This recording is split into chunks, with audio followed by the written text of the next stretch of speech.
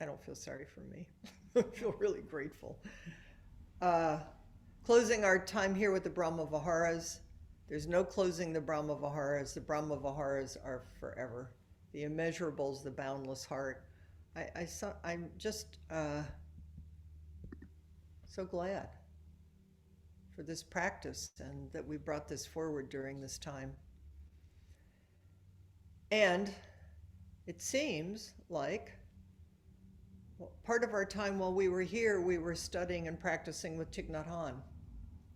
So I wanted to weave the two of those together today and share with you some of the things that Thich Nhat Hanh says about the Brahma Viharas, which of course Thich Nhat Hanh has his own way of saying things. So I think that will be wonderful and helpful.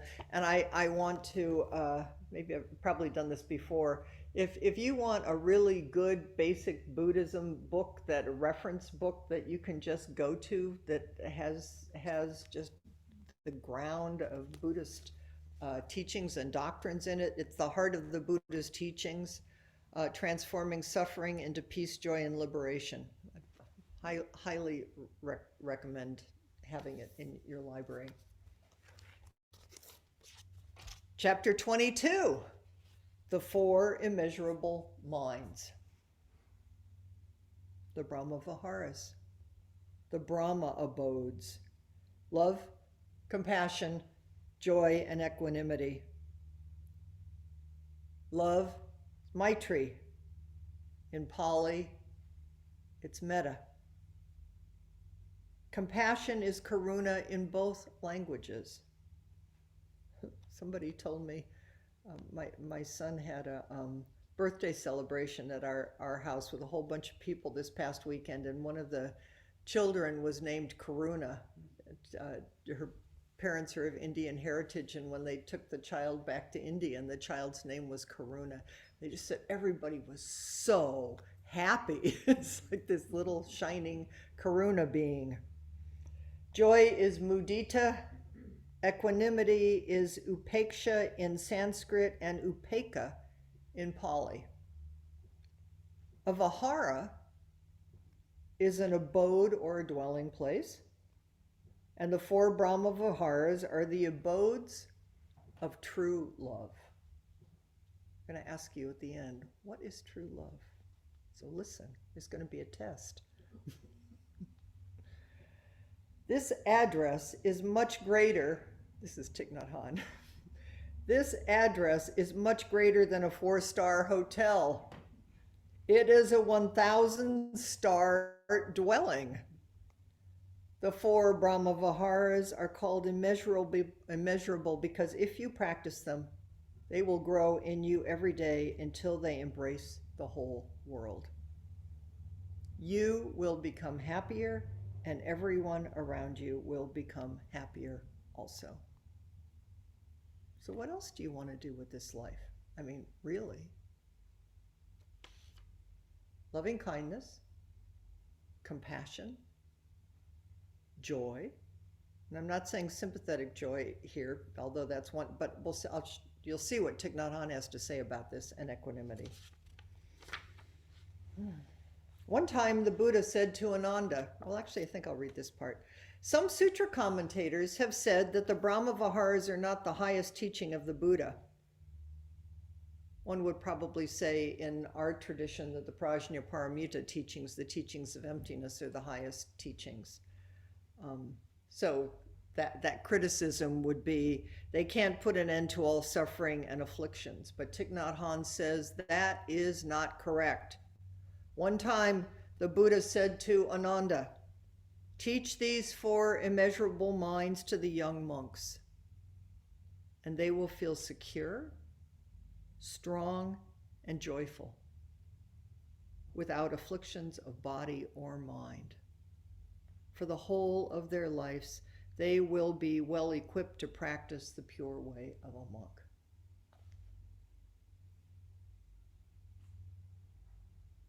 And then he goes on, and I think more or less implies, the emptiness teachings are the ground of all of this.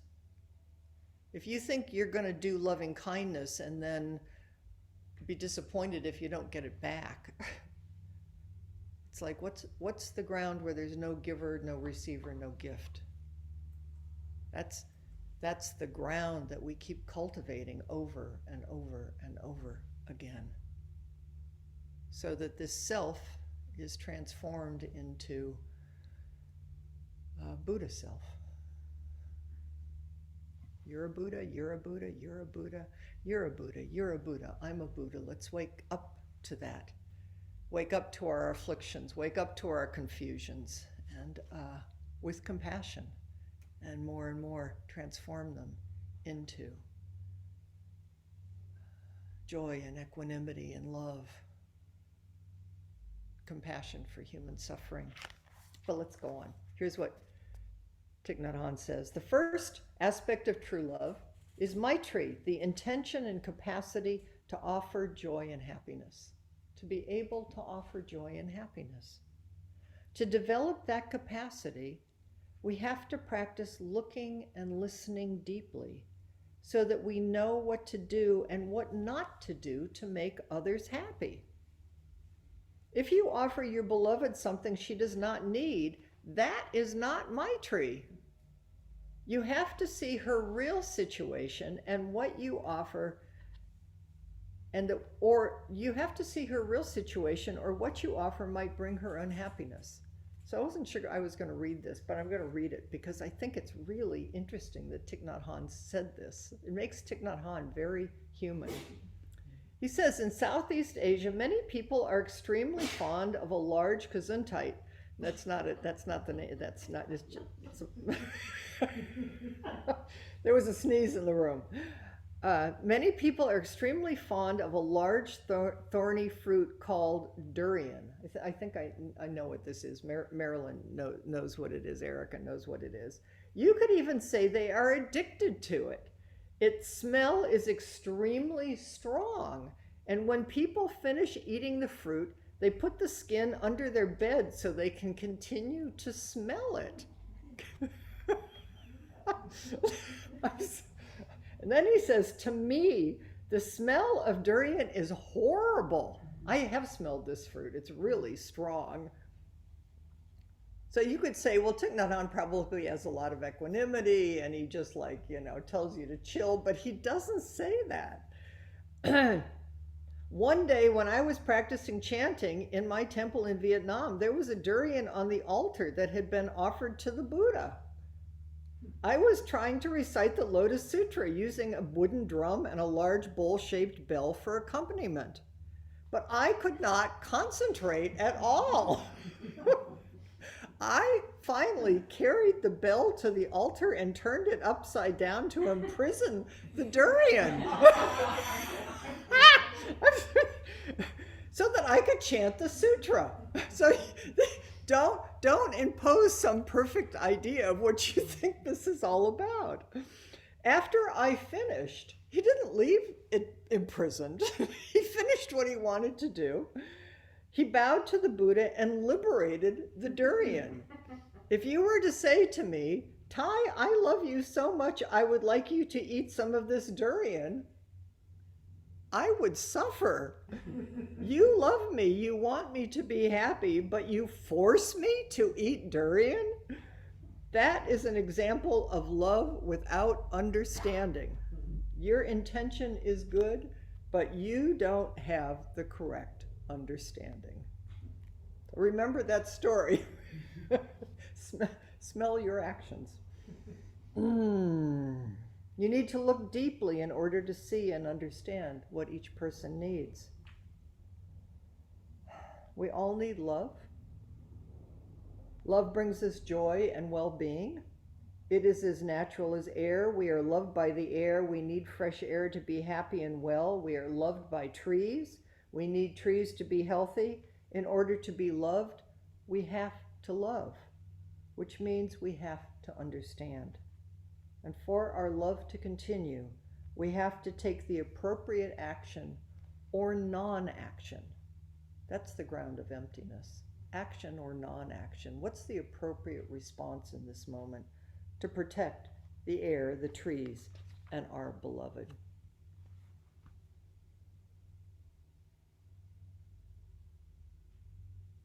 Pay attention. Don't easily imprison durians on altars. And if you do, remember to set them free afterwards. Okay, the second aspect of true love is karuna, the intention and capacity to relieve and transform suffering and to lighten sorrows. Karuna is usually translated as compassion, but that is not exactly correct. Compassion is composed of calm, together with, and passion to suffer. But we do not need to suffer to remove suffering from another person.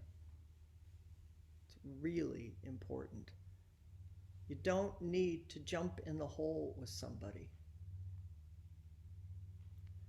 To develop compassion in ourselves, we need to practice mindful breathing, deep listening, and deep looking. The Lotus Sutra describes Avalokiteshvara as the bodhisattva who practices looking with the eyes of compassion and listening deeply to the cries of the world. Compassion contains deep concern. Deep concern. You know the other person is suffering, so you sit close to her. You look and listen deeply to her to be able to touch her pain. You are in deep communication, deep communion with her, and that alone brings some relief. I was thinking when I was reading this, some people don't want you to sit close to them. I'm suffering, but don't come near me. But I think he's talking about energetically. It's like you just open and you're just so, there's no barrier between you and the other person. And then, of course, whatever's needed, that's the appropriate response. One compassionate word, action, or thought can reduce another person's suffering and bring joy. One word can give comfort and confidence, destroy doubt, help someone avoid a mistake, reconcile a conflict, or open the door to liberation. One action can save a person's life or help them take advantage of a rare opportunity. I just want to mention that, we're all doing something, but I'm so glad we're following Yael, who just decided to go to Poland and to help with the world food. I'm not sure what it's happening, but we'll keep putting that in the newsletter, just because there's so many big and small ways to help, and each person is called differently. One action can save a person's life. One thought can do the same, because thoughts always lead to words and actions. With compassion in our heart, every thought, word, and deed can bring a miracle. The third element of true love is joy, mudita. True love always brings joy to ourselves and to the one we love. If our love does not bring joy to both of us, it is not true love. Ooh. If our love does not bring joy to both of us, it is not true love. Dirshta Dharma Sukha Viharin means dwelling happily in the present moment. We don't rush to the future. We know that everything is here in the present moment. Many small things can bring tremendous joy, such as the awareness that we have eyes in good condition. Don't take your eyes for granted. Don't take your health for granted. Just open your eyes, open your body, open your senses, and you can see and feel the blue sky and the traffic outside and that was a joke, but not really. The violet flowers, the children, the trees, and so many other kinds of forms and colors. Dwelling in mindfulness, we can touch these wondrous and refreshing things, and our mind of joy arises naturally. You don't need anything extra. Joy contains happiness, and happiness contains joy.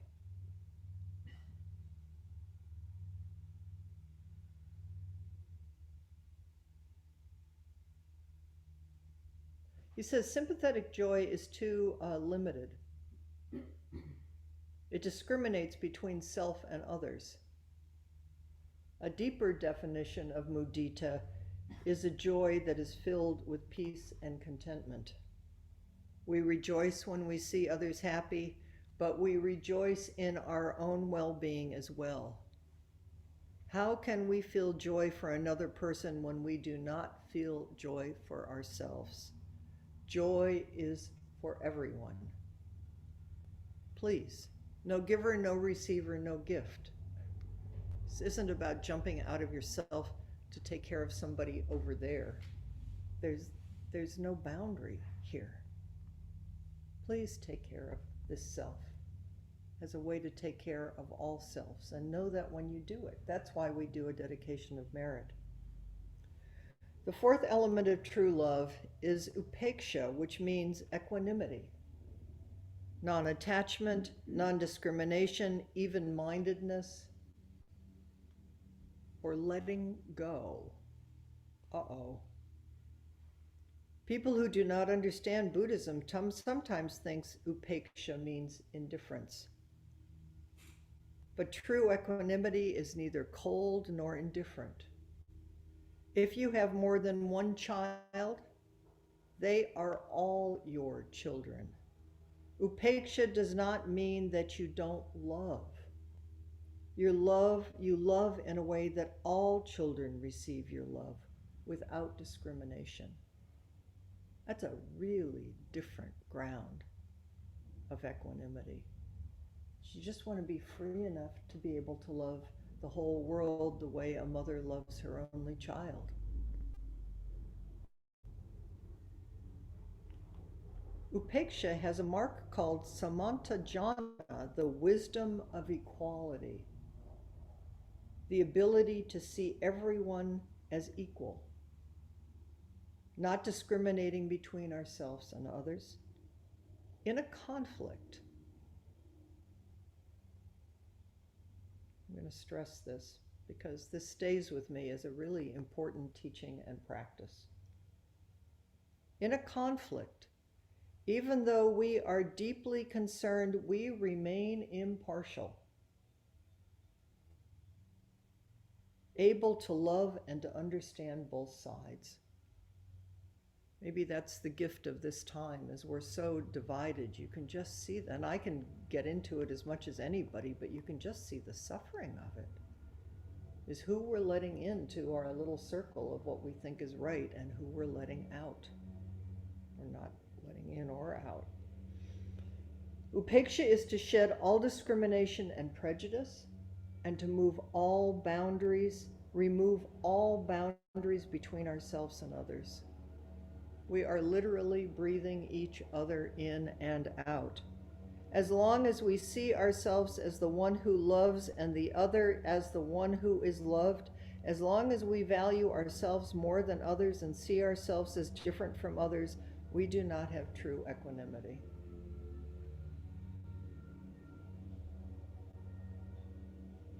I like this because it feels to me like, oh, I will be practicing this for the rest of my life. We all will. We all have a self. And you love this self deeply, understand it deeply, and keep letting go forever, for the whole world. We have to put ourselves into the other person's skin and become one with that person if we want to truly understand and love them. When that happens, there is no self and no other. Okay, finishing up. True love allows you to preserve your freedom and the freedom of your beloved. That is upeksha. For love to be true love, it must contain compassion, joy, and equanimity. For compassion to be true compassion, it has to have love, joy, and equanimity in it.